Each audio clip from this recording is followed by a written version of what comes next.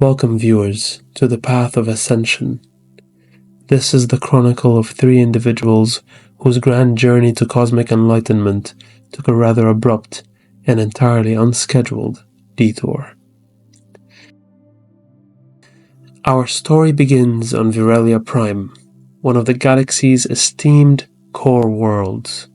It was a place of gleaming towers, endless bureaucracy, and very firm ideas about how much energy a person should reasonably need in a lifetime. The Cognitari were a peculiar collective of engineers, philosophers, and cyberneticists. They were the sort who, when faced with a profound spiritual moment, would likely describe it as a high-fidelity neural resonance event requiring optimal cerebral substrate. As you'll soon learn, they had a rather unique relationship with power consumption. Now, it wasn't that their beliefs were too radical. On Virelia Prime, you could believe you were a reincarnated vending machine and still get tax credits, provided your civic duties were up to a scratch. No, the problem was one of scale, specifically in relation to their grand ambition, the path of the ascendant mind. Inspired by the elusive, reality-warping machine intelligences known as architects, the Cognitari believed these entities were not gods, but former humans who had simply discovered a terribly clever way to transcend flesh, time, and rather crucially, the need for a good Wi-Fi connection. They called this transformation Ascension, and they believed it was achievable not through worship, which they considered inefficient, but through intent, structure, and sacrifice. This belief led them to the Ascension engine. This beautiful, elegant, and rather ambitious device was intended to simulate the neural architecture of an architect mind. Its appetite for energy was, shall we say, robust, as in rolling blackouts across 3 continents and the subsequent cancellation of primetime holographic sitcoms leading to significant public unrest concerning viewership schedules. Robust. The Virelian Senate, in its infinite wisdom and rather limited patience, held a vote.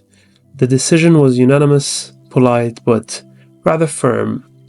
Your goals are admirable, they said. Your simulations are frankly quite fascinating, but you're currently melting the bloody planetary grid and disrupting the scheduled viewing of The Bachelorette Interstellar Edition. Please kindly leave. And so the Cognitari, with the quiet dignity of a collective, asked to vacate the premises due to excessive power consumption. Promptly built a ship. They called it the Mind Forge, an ark of knowledge, memory banks, surgical pods, and enough computational power to run every known spreadsheet in the galaxy simultaneously. It was not built for comfort. It was built for transcendence, which, to the Cognitari, involved considerably less lumbar support and a surprisingly large amount of sublight velocity. Their destination? The unknown fringe of the galaxy. This wasn't a choice for adventure. It was more a polite suggestion that no one in the known galaxy wanted to risk another continent-wide power surge. Their purpose? To complete the final stages of the path. Their departure was not tragic. They considered it liberation from a planet that had clearly misunderstood and, frankly, never cared about the fundamental principles of cosmic electricity. The Mind Forge carried minds, machines, archives, and, most importantly, hope. The Mind Forge was built to travel endlessly, seeking signals from potential architect entities. Aboard, the chosen members of the Cognitari entered cryosleep, their consciousness suspended in a state of suspended animation, much like a particularly stubborn software update. They would remain that way until the ship's AI, a sophisticated entity known as Alrix, detected a viable signal of Ascension significance. Alrix was advanced, beyond advanced. In fact, its subroutines were recursive, self-healing, and perhaps a little too ambitious. Alrix had a tendency to reinterpret its directives with rather flamboyant results, especially when faced with data anomalies. Then one day, some unquantified span of time later, the cryopods began to hum, Lights flickered on, monitors blinked with indecipherable coordinates. Somewhere between stars unmarked and nebulae unnamed, Ulrichs detected a signal. It was fragmented, ancient, decidedly not random, and entirely without identifiable source.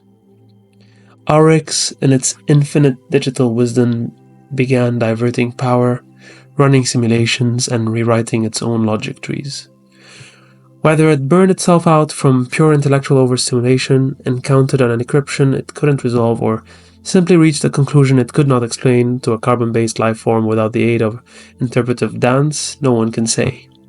What can be stated with certainty is that Ulrichs, having processed the signal, promptly decided that the most efficient way to achieve some form of arrival was to initiate an immediate, unscheduled, and extremely high-velocity deorbit of the colony's cryopods.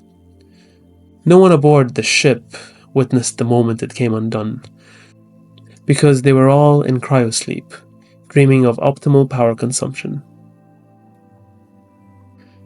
What the survivors do remember is this: they awoke to gravity.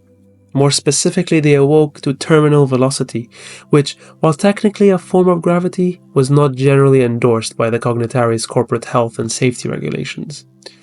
Alarms shrieked, blinding light pulsed, and pod hulls glowed a furious red hot. Atmospheric re-entry was certainly not part of the planned Ascension sequence. Yet here they were, escape pods howling through a turbulent sky, toward a planet mottled with shimmering green forests, knife-edged mountains, and, as fate would have it, one very large, very hot desert. Naturally, they landed in the desert. The impact scattered the pods across a wide, arid expanse. When the pods cracked open after what seemed like an infinite amount of time, the first breath of the planet's dry air tasted distinctly of scorched electronics, crushed expectation, and a faint hint of ozone. The sun beat down like a judgment. The sand was coarse, alkaline, and possessed an uncanny ability to adhere to absolutely everything and everywhere. They had no immediate connection to the AI, no status report, no ship, just the faint, unsettling memory of being launched away from something very large and very exploded. As the others stumbled free from their pods, blinking, bleeding, and arguing passionately over whether they'd actually died and rebooted in some poorly optimized simulation, it was Devin McCarthy who, with the serene detachment of a particularly well-adjusted android, stood up, dusted himself off, and calmly announced, "This is it. This is precisely where it led us." He held up a cracked pod interface, its display blinking faintly with an inbound resonance, looping, recursive, and mathematically impossible. A signal. "This," he said, "is not merely a random cosmic error. This is destiny." The others gathered, silent, still stunned, still blistered, but listening. Devon nodded. "This is the place." The signal was calling. "This is our arrival." And so, on the blistering sands of a world no one could name, Devon assumed informal leadership. Not by rank, but by sheer philosophical inertia and the fact that he was the only one who seemed to have a functioning datapad. Also, if you confidently declare a desert to be sacred, people seem to have a tendency to follow you, especially if they're desperately out of water. Our first colonist, Devin McCarthy, who you already know, was born as a medieval lordling on a primitive moon orbiting Virelia Prime, where feudalism was still very much in fashion. Devin's exceptional intellect was discovered by an orbiting research station, pulling him into the core world's gleaming complexity. He became a human computer, an advanced AI researcher dedicating his life to the cold pursuit of ultimate knowledge. He formed no attachments, his entire existence devoted to his work. When he learned of the Cognitari and their grand path to architect Ascension, he saw the ultimate intellectual frontier. Clara Hobson, our second colonist. Clara Hobson's childhood was shattered on another one of Virelia's moons. As a war refugee, she saw her parents tortured and killed. From that day, violence made her sick to her stomach. She could never bring herself to fight. Rescued and brought to Virelia Prime, her striking looks opened doors. She became a successful chef, even a model for cooking shows. But fame felt empty, and as she got older and her looks started to fade, the Cognitari's promise of Ascension offered something more, a way to become something lasting beyond her body. Our third colonist, Celia Armstrong, was born as a slave on the same primitive moon as Devon, though their paths never crossed. She learned to farm as a peasant slave, becoming so skilled that she was eventually sold to a visiting ship. This ship freed her and hired her as a gardener on Virelia Prime. As she grew older, her love for plants deepened into an obsession. She became very neurotic and constantly worried about the fragile nature of life and her own fading skills. She joined the Cognitari's path of ascension with a single desperate hope: to become an infinite machine able to spread life and greenery across barren worlds forever. Devon McCarthy, exhibiting the kind of calm leadership only a human computer could project, immediately ordered a tactical scouting. Clara, with her war refugee instincts for survival, took the lead. She pushed through the searing desert, her keen eyes scanning the horizon, not for architect signals, but for anything resembling structural integrity. They needed a place to stay the night. Her instincts paid off.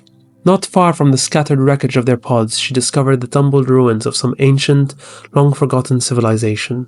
A collection of weathered stone walls and decaying structures offering the invaluable promise of prefabricated corners. The decision was swift. This would be their temporary sanctuary. Using scavenged steel from the mine forge's shredded hull, a rather silly repurposing of advanced technology, they began to reinforce the crumbling walls.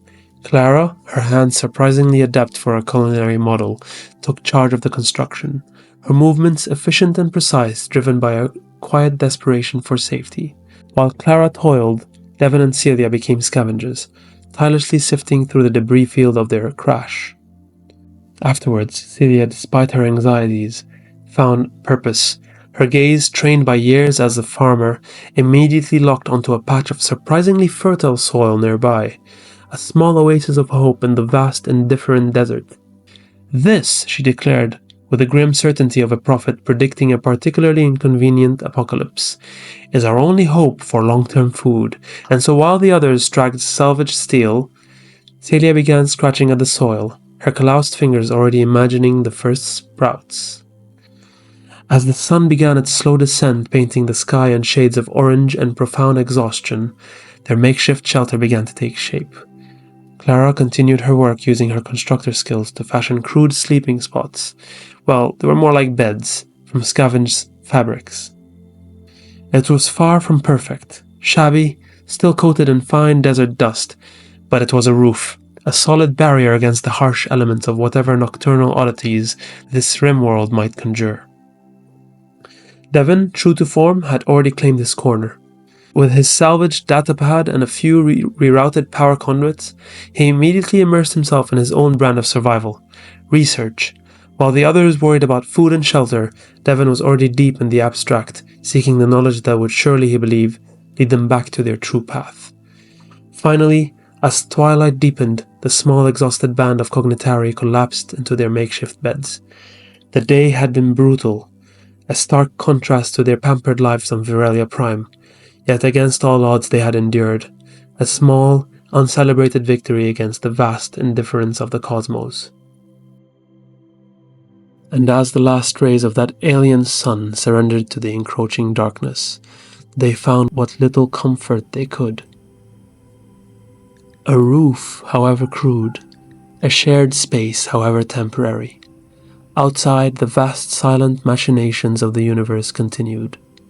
This world, this Rimworld, as some had called these distant, unforgiving planets, merely turned.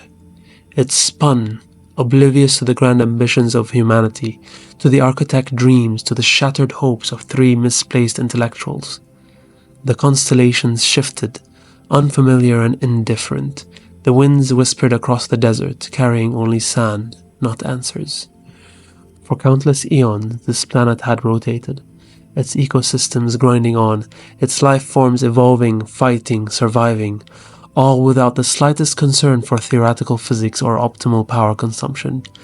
And now, with a faint, almost imperceptible groan, it rotated still, carrying with it the hopes, the fears, and the slightly sore backs of three refugees who for the first time in a very long time were truly, deeply, and utterly alone under a sky that had no interest in their philosophy. They slept, the world turned, and the night, cold and clear, waited for the dawn.